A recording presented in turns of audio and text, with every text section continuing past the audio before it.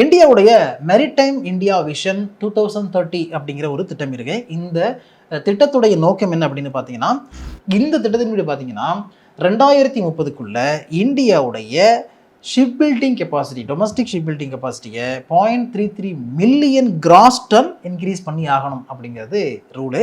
அதாவது அந்த மாதிரி திட்டம் போட்டிருக்காங்க. இப்போ இருக்கிறது பார்த்தீங்கன்னா 0.072 மில்லியன் கிராஸ் டன்னாக இருக்குது.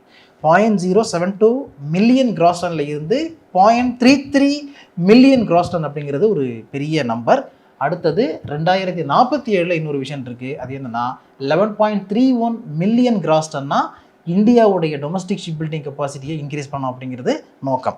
இன்னைக்கு நிலைமைக்கு எடுத்துக்கிட்டிங்கன்னா இந்தியாவுடைய ஷிப் பில்டிங் செக்டாருடைய மதிப்புங்கிறது 9,866 கோடியாக இருக்குது. இந்த 9,866 கோடி 2033ல் 70,478 கோடியாக உயரும் அப்படின்னு எதிர்பார்க்குறாங்க.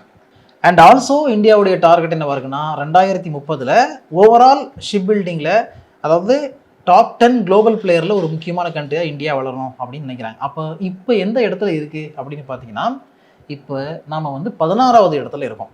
16வது இடத்துல இருக்கிறோம் அப்படிங்கிறது ஓரளவுக்கு நமக்கு பெருமைக்குரிய விஷயமா இருந்தாலும், இந்தியாவுடைய ஷிப் பில்டிங் கெப்பாசிட்டி, அதாவது குளோபல் மார்க்கெட் ஷேரில் எவ்வளோன்னு வச்சுருக்கோன்னு பார்த்தீங்கன்னா less than 1% தான் வச்சுருக்கோம். ஈவன் 1% கூட இந்தியா ஷிப்பு தயாரிக்கலை.